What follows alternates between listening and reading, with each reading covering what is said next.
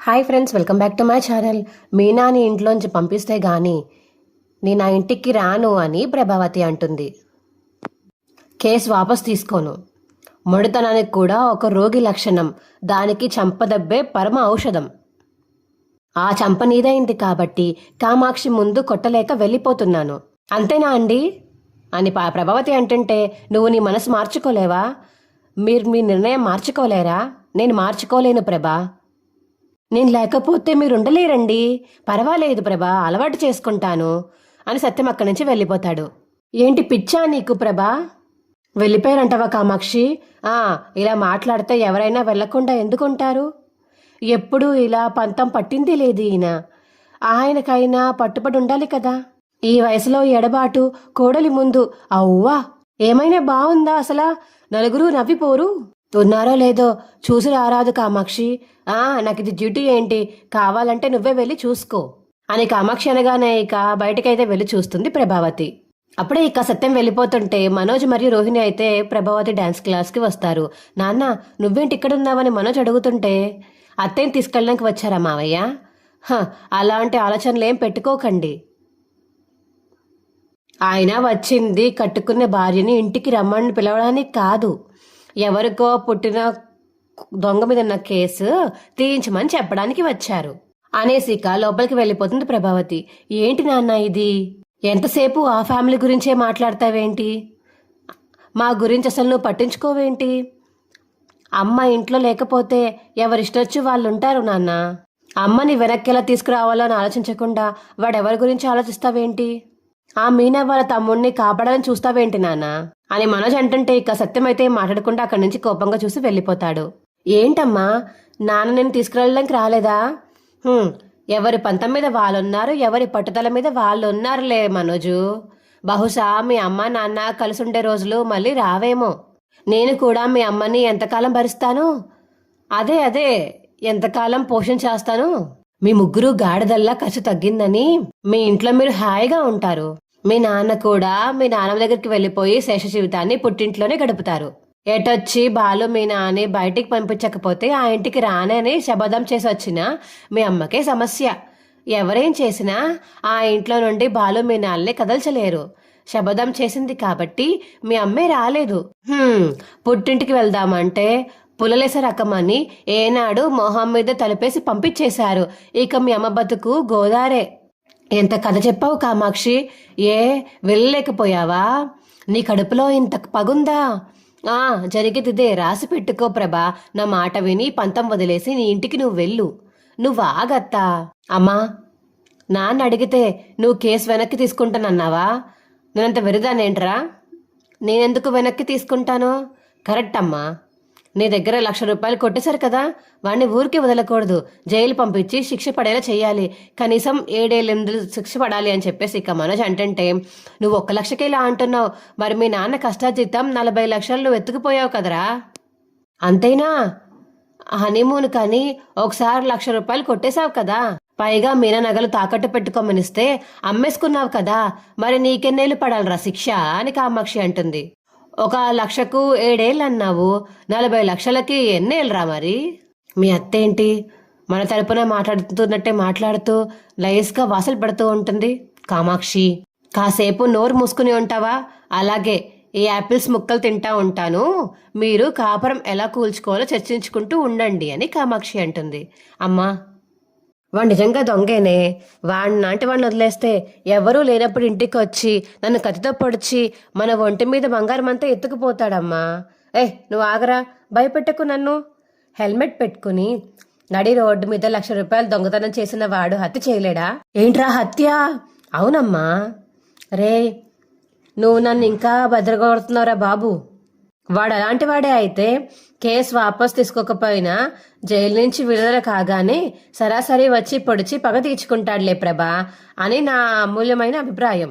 మీ ఇద్దరు కాసేపు ఊరుకుంటారా అని ప్రభావతికి ఇంకందరినీ ఊరుకోమని చెప్తుంది రోహిణి. అత్తయ్య, కేసు వెనక్కి తీసుకోవాలో వద్దనేది మీ నిర్ణయం, కానీ మీరు లేని ఇంట్లో మాకు ఉండాలనిపించట్లేదు. మీరుంటే ఆ ఇంటి కలే వేరు. పాపం కంచుకంఠం విని విని అలవాటైపోయి ఇల్లు నిశ్శబ్దంగా ఉండడం తట్టుకోలేకపోతున్నారు పాపం. అబ్బా, మీరు ఆగండి పిన్ని గారు. ఇంట్లో నాకైనా మనోజ్కైనా మీరుంటే ఆ బలమే వేరు, ఆ ధైర్యమే వేరత్తయ్య. రండి అత్తయ్య, మన ఇంటికి వెళ్ళిపోదాము. నాకు తెలుసమ్మా, నేను లేకపోతే వాళ్ళంతా మీ ఇద్దరిని అస్సలు పట్టించుకోరు. ఆ పూలమ్మేది ఆ ఇంట్లో ఉన్నంత కాలం నేను రాను. ఉంటే అదైనా ఉండాలి, లేదైతే నేనన్నా ఉండాలి. దానికోసం నేను బయటకు వచ్చినా పర్వాలేదు అనుకుంటున్నారు కదా, అది ఎంతకాలమో నేను కూడా చూస్తాను. చూడు ప్రభా, పీడ పోయిందని వాళ్ళు పండగ చేసుకుంటే నీ బంతుకే దండగా అని కామాక్షి అంటుంది. అమ్మా, నువ్వు లేవని వాళ్ళు నిజంగానే చాలా సంతోషంగా ఉన్నారమ్మా. నాకు బాగా మండుతుంది. ఆ బాలుగాడు మెడ పట్టుకుని బయటికి గంటేలను ఎదురు చూస్తున్నాను అనీక. మనోజ్ అంటుంటే, రే రే రే వద్దొద్దొద్దొద్దు, అంత పని చెయ్యకురా. ఎందుకొద్దమ్మా? ఎందుకంటే వాడింతకు ముందు నీ 2,000 విరిచాడు, ఇప్పుడు 2 చేతులు 2 కార్లు కూడా విడిచేస్తాడు అని కామాక్షి అంటుంది. రేయ్, నేను లేనప్పుడు గొడవ పడితే వాడు ఆపడానికి చాలా కష్టం రా, ఎవ్వరు ఉండరు. ఓహో, అదా విషయం. ఆ బాలు మీద ఇంకా ఈవిడికి ప్రేముందేమో అని అనుకుంటున్నాను అని రోహిణి మనసులో అనుకుంటుంది. నా ప్రేమ ఎప్పుడు వీడి మీదే ఉంటుంది. అమాయకుడు వీడు, పాపం ఎలా బ్రతుకుతాడో ఏంటో. సరేరా మనోజ్, వాడిని నువ్వేమీ చేయాల్సిన అవసరమే లేదు. ఆ ఇద్దరిని ఇంట్లోంచి బయటికి పంపించడానికి ఇదే మంచి అవకాశం. వాళ్ళని వెళ్ళనివ్వు. నా ఇంటికి నేను రాకుండా ఎక్కడికి పోతాను చెప్పు. రేయ్, ఎందుకన్నా మంచిది వృద్ధాశ్రమంలో మీ అమ్మ కోసం ఒక సీట్ దొరుకుతుందేమో కనుక్కో. కామాక్షి సర్లే వదినా, మీరు పడండి అని అక్కడి నుంచి వెళ్ళిపోతుంది. ఇక కామాక్షి అయితే ఇంకో పక్క సత్యం ఇంకా ఇంటికి రాలేదని మీనా బాలు అయితే కంగారు పడుతూ ఆలోచిస్తూ ఉంటారు. అప్పుడే రవి శృతి ఇంటికి వస్తారు. సారీ మీనా, మీ తమ్ముడి విషయంలో నేను వన్ సైడే ఆలోచించి మాట్లాడాను, కానీ రవి జరిగిందంతా చెప్పాడు. ఆంటీ శివాని ఎంత అవమానించిందో తెలిసాక శివాకి కోపం రావడంలో తప్పులేదనిపించింది. తప్పు చేయడం కంటే తప్పు చేయించిన వాళ్ళది చాలా పెద్ద తప్పు మీనా. వదినా, నేను కూడా నిజంగా సారీ చెప్తున్నాను. ఏదైనా జరిగిందంటే వెంటనే రియాక్ట్ కాకూడదని కొంచెం టైం తీసుకుని ఆలోచించి అప్పుడు మాట్లాడాలని తెలిసొచ్చింది వదినా. ఇప్పటికైనా అర్థమైందా? ఆ రోజు వాడు ఒంటి మీద బట్టలు తీయలేదు, అంత దారుణంగా పాపం సోద తీశారు. దొంగ బుద్ధి వీళ్ళ దగ్గర పెట్టుకుని ఎప్పుడో వాడేదో తప్పు చేస్తే అదే పట్టుకుని బాగా అవమానించారు. అందుకే వాడు ఆ కసి పెంచుకున్నాడు అని బాలు అంటుంటే, మరి పోలీస్ స్టేషన్ నుంచి వాడిని బయటికి తీసుకురావడానికి ఎలాంటి ప్రయత్నాలు చేస్తున్నారు అన్నయ్య? మావయ్య గారిని మాట్లాడమని పంపించాము అని చెప్పేసి ఇక మీనా అంటుంటే, ఎక్కడికి? పోలీసుల దగ్గరికి అని రవి అడుగుతాడు. అంతకన్నా పవర్ఫుల్ అమ్మ దగ్గరికి రా. అతయ్యతో మాట్లాడి కేసుని వాపస్ తీసుకునేలా చేయమని ఇద్దరం కలిసి బతిమలాడి మావయ్య గారిని పంపించాము. అవునా? కానీ ఆంటీ అంత ఈజీగా ఒప్పుకుంటారా? నాకు డౌటే అని శృతి అంటుంది. అప్పుడే ఇక సత్యం ఇంటికి వస్తాడు. మాట్లాడావా నాన్న? అత్తయ్య గారు ఏమన్నారు మావయ్య? నాన్న ముఖం చూసి తెలియడం లేదా వదినా? ఆవిడ గ్యారంటీగా ఒప్పుకుని ఉండరు. అవునరా, ఎంత అడిగినా కేసు వెనక్కి తీసుకోను అని చెప్పింది. నువ్వు చెప్పినా వినలేదా నాన్న? ఒకే ఒక్క పని చేస్తే వింటానందరా. ఏంటది? నిన్ను మీ నాని ఇంట్లో నుంచి పంపించేస్తే కేసు వాపస్ తీసుకుంటాను అందరా. ఈ వంకతో ఇద్దరిని పంపించాలని చూస్తుందా నాన్న? ఆ ఆంటీని అక్కడ ఉంచడమే కరెక్ట్ అని శృతి రవి అంటుంటే, అవును, ఈ విషయాన్ని మిమ్మల్ని బయటికి పంపించుకోవడానికి వాడుకుంటుంది. నేను బ్రతికుండగా మీ ఇద్దరిని ఎవరూ బయటికి పంపించలేరురా. పంపిస్తే ఏంటన్నా, వాళ్ళకి బతికే తెలివితేటలు లేవా ఏంటి? ఇంట్లో వంట మనిషిలాగా పని మనిషిలాగా మార్చారు కదా. బాలు మీనా బయటికి వెళ్తే హ్యాపీగా ఉంటారు. 4 రోజులు బయటికి పంపించి చూడండి అంకుల్. నేను రోహిణి ఎలాగో ఏ పని చెయ్యం. ఇంటి పని అంతా చేసుకోవాల్సింది అత్తయ్యే కదా. 2 రోజులకే చేసిన తప్పు అర్థమైపోయి ఉంటుంది అని ఇక శృతి రవి చెప్తారు. పని మనిషిని పెట్టుకుంటానంటే ఏంటి అని చెప్పేసి ఇక రవి అంటుంటే, ఈవిడ దెబ్బకి ఆ పని మనిషి ఒక్క పూట కూడా పని చేయదు. అసలు నా కొడుకు కోడల్ని నేను గడప దాటనిస్తేనే కదమ్మా, వీడిని లేకుండా నేను ఎలా ఉంటాను అని సత్యం అంటుంటే, ఇక బాలు అయితే బాధపడి చేతులు అయితే పట్టుకుంటాడు. ఏం లేదు నాన్న, నేను చూసుకుంటానులే నాన్న అని బాలు అంటాడు. ఇక సత్యం అక్కడి నుంచి అయితే వెళ్ళిపోతాడు. మీనా నాతో రా అని బాలు అండంతో ఇక మీనా బాలు బయటికి వెళ్తారు. ఇక లాయర్ దగ్గరికి వెళ్ళడంతో, మీ అమ్మగారు కేసు వెనక్కి తీసుకోనని చెప్పారే ఏంటి అని ఇక లాయర్ అడుగుతుంటే, ఎంతో ప్రయత్నించాం సార్, కానీ కుదరడం లేదు. అంతేకాదు సార్, మా తమ్ముడిని జైలుకి పంపించాలని చాలా మొండిగా ఉన్నారు. నువ్వు చెప్పిన మాట కూడా వినలేదా? మా అమ్మ నేను చెప్పే మాట మాత్రమే వినదు సార్. ఎప్పుడే ఇంట్లో గొడవ చేసి వెళ్ళి తెలిసిన వాళ్ళ ఇంట్లో తిష్ట వేసింది. సరే, ఫ్యామిలీ ఇష్యూ అంటున్నారు కాబట్టి మీ అమ్మ కేసు వెనక్కి తీసుకోవాలి అంటే, లేదంటే 5 లక్షల వరకు ఖర్చు అవుతుంది. ఏంటండి ఇది? మరీ ఇంత డబ్బా? ఇది అన్యాయం కదా అని మీనా అంటుంటే, మిమ్మల్ని భయపెట్టాలని కాదమ్మా, మీ తమ్ముడు పోలీసులకు దొరికాడంటే తప్పకుండా శిక్ష పడుతుంది. కనీసం 1 సంవత్సరం వరకు జైల్లో ఉండాల్సి వస్తుంది. మేమేం పాపం చేశాం సార్? మాకే ఎందుకు ఇలా అవుతుంది? అబ్బా మీనా ఏడవకు. సార్, ఇంకో దారి ఏమైనా ఉందా? చూడండి, దీన్ని నేను కేసులో చూడడం లేదు, ఫ్యాలీ ప్రాబ్లంలో చూస్తున్నాను. ఇద్దరికి సమస్య రాకుండా సైలెంట్గా సెటిల్ చేయాలని చూస్తున్నాను. కానీ సార్, డబ్బులు కాస్త ఎక్కువగా అనిపిస్తున్నాయి. అంత డబ్బు మా వల్ల కాదు సార్. ఇది చిన్న విషయం కాదు బాలు, దొంగతనం కేసు. Try to understand. జైలుకి వెళ్తే అయిపోద్ది. రేపు మీ చుట్టుపక్కల ఏది పోయినా సరే ముందుగా ఇతన్ని అవమానిస్తారు, తెలుసు కదా మీకు. ప్రతిసారి పోలీసులు వచ్చి అతన్ని తీసుకువెళ్తూ ఉంటారు. అవమానం, అనుమానం ఇదే జీవితాంతం వెంటాడుతూ ఉంటుంది ఆ అబ్బాయిని. డబ్బులు పోతే మళ్ళీ సంపాదించుకోవచ్చు, కానీ జీవితం పోతే మళ్ళీ తిరిగి తీసుకురాలేం మనం. త్వరగా ఏర్పాట్లు చేయండి. ఆలస్యం అయ్యే కొద్దీ హైడింగ్ కేసు కూడా పడుతుంది, వేలు కూడా కష్టం అవుతుంది. సరే సార్, డబ్బులు ఏర్పాటు చేసి మీకు చెప్తాము. ఓకే, టైం మాత్రం వేస్ట్ చేయకండి, సరేనా? సరే సార్ అని చెప్పేసి ఇక బాలు మీనా అక్కడి నుంచి వెళ్ళిపోతారు. ఇక పార్వతమ్మ దగ్గరికి వెళ్ళి 5 లక్షలు ఇలా లాయర్ అడిగారని చెప్పేసి చెప్పడంతో, ఏంటి బాబు 5 లక్షలా? అయ్యో మీరేం కంగారు పడకండి, ఎలాగైనా డబ్బు అరేంజ్ చేసి శివాన్ని నేను బయటికి తీసుకుని వస్తాను. కానీ అంత డబ్బు ఎలా తెస్తావు బావా నువ్వైనా సరే అని సుమతి అడుగుతుంటే, నేను మళ్ళీ వస్తాను అని ఇక బాలు వెళ్ళిపోతాడు. బాబు బాబు అని ఇక పార్వతమ్మ పిలుస్తుంటే బాలు మాత్రం పలక్కుండా అక్కడి నుంచి వెళ్ళిపోతాడు. ఇక బాలు రాజేష్ అయితే బయటికి వెళ్ళి 2 లక్షలు అప్పు తీసుకుంటారు. ఇక సంతకం పెట్టేసి బాలు బయటికి వచ్చేస్తాడు.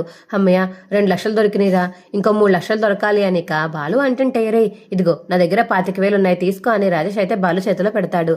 రే ఎందుకురా, నీకే చాలా అవసరాలు ఉంటాయి కదరా, నేను అడగలేదురా. ఈ టైంలో నేను చూస్తూ ఊరుకోలేను కదరా బాలు, లక్షల్లో ఇవ్వకపోయినా నా దగ్గర తిన్నది ఇచ్చాను. మా అత్తగారు వాళ్ళు చాలా టెన్షన్ పడుతూ ఉన్నారా. సరే నువ్వు ఫాస్ట్గా వెళ్ళు అని చెప్పేసి ఇక బాలు అండంతోటి పార్వతమ్మ వాళ్ళ ఇంటికైతే వెళ్తాడు బాలు. ఏంటిదంతా ఏం చేస్తున్నారు మీరు? చాలా డబ్బులు కావాలి కదా బాబు, దీని పెళ్లి కోసమని చేయించాను బాబు. నా కొడుకు కన్నా ఎక్కువేం కాదు, తీసుకో బంగారం. మళ్ళీ పెళ్ళప్పుడు ఎలా చేయిస్తారండి? ఈ రోజుల్లో బంగారం కొనగలే పరిస్థితి మనలాంటి వాళ్ళకుందా చెప్పండి? ఏం పర్లేదు బావా, నువ్వు డబ్బు కోసం ఇలా కష్టపడడం చూస్తుంటే మేమేం చేయలేకపోతున్నాము. కనీసం ఈ బంగారమైనా తీసుకెళ్లి అమ్మేద్దాం బావా. వద్దు సుమతి, ఇది తప్ప ఇంకేదన్నా చేస్తాను. ఇది పట్టుకోవే అని చెప్పేసి ఇక పార్వతమ్మ అయితే అక్కడ ఇక్కడ డబ్బులని తీస్తుంది. ఇక ఇదిగోండి ఇవి తీసుకోండి బాబు, మా పూల వాళ్ళు తలా కొద్ది బహుమతిగా ఇచ్చారు, తీసుకోండి బాబు అని ఇక పార్వతమ్మ అయితే డబ్బులు ఇస్తుంది బాలుకి. బాలు అయితే ఇంకా డబ్బులు తీసుకుంటాడు. ఇక ఇంటికి వెళ్లి వచ్చిన డబ్బులన్నీ మీనా బాలు అయితే లెక్క పెడుతూ ఉంటారు. ఏవండి నా బండి అమ్మేద్దామా అని మీనా అంటుంటే, అలా అయితే నా కారే అమ్మేయచ్చు మీనా, తిండి పెట్టేది అదే కదా అని బాలు అంటాడు. అప్పుడు సత్యం వస్తాడు. రే ఇదిగోరా అని డబ్బులు ఇస్తుంటే, ఏంటి నాన్న, నా పెన్షన్ డబ్బులు ప్రతి నెల కొంచెం పక్కన పెడుతూ వచ్చాను, అయ్యో 50,000 అయ్యాయి, ఇలాంటి అవసరంలో ఉపయోగపడతాయని ఉంచాను, తీసుకో అనిక సత్యం ఇస్తుంటే బాలు అయితే తీసుకుంటాడు. దీంతో కలిపితే 4,50,000 అయింది నాన్న, మిగతా 50,000 ఎలాగా అని బాలు అంటుంటే, రే ముందు ఇవి తీసుకువెళ్ళరా, ఆ తర్వాత 50,000కి టైం అడగండి. ఇంత తక్కువ టైంలో ఇంత డబ్బు ఇచ్చారు కదరా, 50,000 తర్వాత ఇస్తామంటే కాదనరు. అలాగే మావయ్య, మిగతా 50,000 కోసం ఆగమంటే ఆగుతారు. అవును, పని ఆకిస్తామని చెప్తాంలే నాన్న, ఇప్పుడు వెళ్ళి ప్రశాంతంగా నిద్రపోండి అని సత్యం మనసు అక్కడి నుంచి వెళ్ళిపోతాడు. ఇక పడుకొని లేచాక లాయర్ దగ్గరికి వెళ్ళి, సార్ ఇందులో 4,50,000 ఉన్నాయి సార్, మొత్తం సర్దలేకపోయాం సార్, ఇంకో 2-3 రోజుల్లో మిగతా డబ్బులు కూడా ఇచ్చేస్తాం సార్. కరెక్టే, కానీ థెఫ్ట్ కేసు కదా బాబు, మేము దాచుకున్నదంతా పోగు చేసి తీసుకొచ్చాం సార్, దయచేసి మా తమ్ముడికి సాయం చేయండి, కొద్దిగా చూసి చెప్పండి సార్. నా దగ్గర 2 కార్లు ఉన్నాయి, అమ్మేసి డబ్బులు ఇస్తాను. శివ బయటికి రావడమే ముఖ్యం సార్, డబ్బులు తర్వాత అయినా సంపాదించవచ్చు. మీ తపన నాకు బాగా నచ్చింది, రిలాక్స్. మీ తమ్ముడు బయటికి వచ్చినట్టే అనుకోండి సార్. కానీ మా అమ్మ కేసు వెనక్కి తీసుకోనని చెప్పింది కదా, ఎలా తీసుకురాగలరు వాడిని బయటికి? నాకు తెలుసు ఆవిడతో ఎలా మాట్లాడాలో. కేసు వెనక్కి తీసుకునేలా నేను చేస్తాను. మీరు ఇక దీని గురించి టెన్షన్ పడాల్సిన అవసరమే లేదు. నేను ఒకసారి కేసు టేకప్ చేశాక గివప్పే ఉండదు. అలాగే సార్, వాడికి ఏమీ కాకుండా మీరే చూసుకోవాలి, అతను సేఫ్. నన్ను నమ్మి వచ్చిన వాళ్ళని నేను ఎప్పుడూ మధ్యలో వదలను బాబు. పని పూర్తయ్యాక నేను మళ్ళా మీకు కాల్ చేస్తాను, ఇక మీరు వెళ్ళొచ్చు. వస్తాం సార్ అని ఇక బాలు మీనా అక్కడి నుంచి వెళ్ళిపోతారు.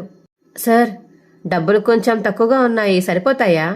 వాళ్ళని చూస్తే డబ్బులు ఇవ్వరనిపిస్తుందా నీకు? అది పక్కన పెట్టు. ప్రభావతి గురించి ఎంక్వైరీ చేసావా? చేశాను సార్. ఆమెకి ఇంట్లో ఇద్దరు డబ్బున్న కోడళ్ళు ఉన్నారు. వాళ్ళ గురించి ఎప్పుడు గొప్పగా మాట్లాడుతుంది. ఈ మీనాతో మాత్రం అస్సలా పడద్దు. చాలా మనీ మైండెడ్ సార్ ఆవిడి. అయితే పని సులభమే. ఆమెను ఇక్కడ రమ్మని చెప్దామా సార్? వద్దు, మనమే ఆవిడ దగ్గరికి వెళ్దాము. అప్పుడే మన మాట ఆవిడ బాగా వింటుంది. పద అని చెప్పేసి ఇక లాయర్ మరియు వాళ్ళ అసిస్టెంట్ ఇద్దరు ప్రభావతి దగ్గరికి అయితే బయలుదేరతారు. ఇక ప్రభావతి అలా కూర్చుని ఉంటే కాఫీ తీసుకుని వస్తుంది కామాక్షి. వాళ్ళు కాఫీ తాగుతుంటే అదే టైంకి ఇక లాయర్ అయితే లోపలికి వస్తారు. ప్రభావతి గారంటే ఎవరండి అని చెప్పేసి వస్తుంటే, నేనేనండి, ఏదైనా శిక్ష వేయించడానికి వచ్చారా? కామాక్షి అడుగుతుంటే, లాయర్లు ఇంటికి వచ్చి శిక్ష వేయరు. అయినా శిక్ష పడేంత తప్పు నేనేమీ చేయలేదులే కామాక్షి. అయితే అదేనా? అదే అంటే ఏంటి? మా అన్నయ్య విడాకులు పత్రాలు పంపించారే ఏంటి? మా వదిలిని వదిలేస్తున్నాడే ఏంటి? అమ్మా, మీరు గుండెపోటు లేని వాళ్ళకు కూడా గుండెపోటు తెప్పించేలా ఉన్నారండి. అలాంటి కొంపను మునిగిపోయే వార్తలేమీ నేను మోసుకు రాలేదు. కాసేపు ఆగు కామాక్షి, నోటికి విశ్రాంతి ఇవ్వమంటావు అంతే కదా, సరే సైలెంట్ గా ఉంటానులే అని కామాక్షి అంటుంది. ఈ ప్రాణిపాత్ర ఇంతలే కానీ మీరు కూర్చోండి అని ప్రభావతి కూర్చోమని చెప్తుంది. నేను మీ కోడలో మీనా తరపున మాట్లాడడానికి వచ్చాను. మీనా నా కోడలే కాదు, నేనెప్పుడు ఆ పిల్లని ఆ కుటుంబాన్ని కానీ అసలు కోడలుగా ఎప్పుడూ చూడలేదు అని చెప్పేసి ప్రభావతి అంటుంటే, మీనా తమ్ముడు శివ కేసు విషయంలో మీతో మాట్లాడడానికి వచ్చాను. మీరు ఏమైనా పెద్ద మనసు చేసుకుని తగ్గగలరా? పెద్ద మనసా? అదే ఉంటే ఈ వయసులో ఈవిడ మా ఇంట్లో ఎందుకుంటుందా అండి? అలాంటి ఆశలేమి మీరు పెట్టుకోకండి అని కామాక్షి అంటుంటే, నువ్వు ఆపుతావా అని ప్రభావతి అంటుంది. మీరు చిన్నవాళ్ళ మీద పగా ప్రతీకారం అంటూ కేసు పెట్టడం అవసరమా అని లాయర్ అంటుంటే, 1,00,000 కొట్టేశాడండి. 1,00,000 అంటే మాటలా? 1,000 నా చేతిలోంచి చేయి బ్యాగ్ లాక్కుని అందులోంచి 1,00,000 తీసుకుని ఖాళీ బ్యాగ్ నా మొహాన్ని కొట్టేశాడు. కానీ ఆ 1,00,000 ఆ కుర్రవాడు ఎప్పుడు తీసుకొచ్చి వీళ్ళ అబ్బాయికి ఇచ్చేశాడు అని చెప్పేసి ఇక కామాక్షి చెప్తుంది. నేనే 3 రూపాయల వడ్డీకి తిప్పుతున్నాను అని కామాక్షి చెప్తుంది. ఏం మాట్లాడుతున్నావు కామాక్షి? వాడు 1,00,000 కొట్టేసినందుకే కదా ఆ ఫైనాన్సరు నన్ను కుక్కల బోన్లో బంధించాడు. ఆ 1,00,000 పోవడం వల్లే కదా మా ఇంట్లో అంత పంచాయతీ జరిగింది. ఆ 1,00,000 వల్ల నాకు ఎంతో మానసిక వేదన కలిగింది. నా పరువు పోయింది, ప్రతిష్ట పోయింది, గౌరవం కూడా పోయింది, మర్యాద కూడా పోయింది. 4 అర్థం ఒకటే అనుకుంటా కదా వదినా? No doubt sir, money minded ఏవిడి అని చెప్పేసి మళ్ళీ లాయర్ వాళ్ళ అసిస్టెంట్ మాట్లాడుకుంటారు. సరే మంచిది, చాలా కేసులు పెండింగ్ లో ఉన్నాయి, ఇది మరీ పిట్టి కేసు. కనీసం మీరు 5 ఏళ్ళైన న్యాయం కోసం కోర్టు చుట్టూ తిరగాల్సి ఉంటుంది. ఏంటి 5-6 ఏళ్ళ? తప్పదు. పోయిన మీ పరువు, ప్రతిష్ట, గౌరవం, మర్యాద అన్నీ తిరిగి రావాలంటే ఆ మాత్రం కోర్టు చుట్టూ తిరగకపోతే ఎలాగా అని లాయర్ అంటాడు. తిరుగుతుంది. మా వదినకేమైనా పనా పాట, ఉద్యోగమా సద్యోగమా? ఏదో 4 పిల్లలు తైతక్కలు నేర్పించి 4 రాళ్ళు సంపాదిస్తుంది అంతే. కోర్టు చుట్టూకు తిరగడమే కాదు, లాయర్కి ఫీజు కూడా చెల్లించుకోవాల్సి ఉంటుంది. ఫీజే కదా ఇస్తుంది. ఇంట్లో నొక్కేసిందంతా నా దగ్గరే దాస్తూ ఉంటుంది, వడ్డీకి తిప్పుతూ ఉంటుంది. అదంతా పోతే పోయింది. పరువు, ప్రతిష్ట, గౌరవం, మర్యాద కన్నా ఎక్కువ ఏంటి? పైగా ఆ అబ్బాయి దొంగతనం చేయాలని ఇంటెన్షన్తో చేయలేదు. మీ మీద కోపాన్ని ఆ విధంగా చూపించాడు. ఆ కుర్రాన్ని మీరు చెప్పుతో కొట్టారు. దానికి అక్కడ బస్తు ప్రజలు సాక్ష్యము. ఆ కుర్రాన్ని అలా దండించడానికి నేరానికి మీకు 3 నెలల శిక్ష గ్యారంటీగా పడుతుంది. 3 నెలలే కదా, అలా వెళ్ళి ఇలా వచ్చేస్తుందిలేండి. మా వదినకేమన్నా భయమా ఏంటి? జైలు కూడా చూసినట్టుంటుంది. ఆపు కామాక్షి, అది జైలు, ఊటీ కాదు. అంతేకాకుండా మీ డబ్బు మీకు తిరిగిచ్చినట్టు మీ కన్న కొడుకు బాలు సాక్ష్యం చెప్పడానికి సిద్ధంగా ఉన్నాడు. కాబట్టి ఈ కేసు ముద్దాయిని కోర్టు మందలించి వదిలేయచ్చు కూడా. లేదంటే 500 రూపాయల జరిమానా కూడా విధిస్తారు అంతే. అది కూడా 5-6 ఏళ్ల తర్వాత మాత్రమే. ఏరా అసిస్టెంట్, అబద్ధాలు బాగా చెప్పి బెదరకొట్టానా అని చెప్పేసి లాయర్ అయితే అసిస్టెంట్ తో మాట్లాడుతుంటే, సార్ ఇన్ని అబద్ధాలు ఎంత ఈజీగా చెప్పేశారు సార్, మీరే అసిస్టెంట్ అంటారు. లాయర్ గారు, తప్పు చేసింది వాడు, దొంగతనం చేసింది వాడు, పైగా నన్ను తోసి చంపబోయాడు. ఆ వీడియో నేను కూడా చూశానమ్మా. మిమ్మల్ని ఏమీ తొయలేదే వాడు. సరే, ఇప్పుడు ఈవిడికి చెప్పుకోవడానికి దిక్కు కూడా లేకుండా పోయింది. ఈ దిక్కుమాలిన పరిస్థితుల్లో కోర్టు చుట్టూ తిరగకుండా ఏం చేస్తుంది? ఇంకొక ముఖ్యమైన విషయం అండి, ఇంటికి వచ్చినందుకు దొంగతనం అని ముద్ర వేసినందుకే మీకు బుద్ధి చెప్పాలని 1,00,000 రూపాయలు దొంగతనం చేశాడు.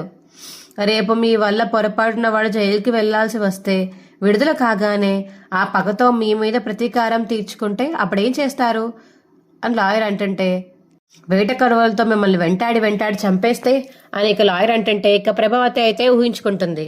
శివ తరుముతున్నట్టు ప్రభావతి పరిగెడుతున్నట్టు ఊహించుకుంటూ ఉంటుంది. ఇక ప్రభావతి అయితే, ఏంటి ఎలా ఉండిపోయారు?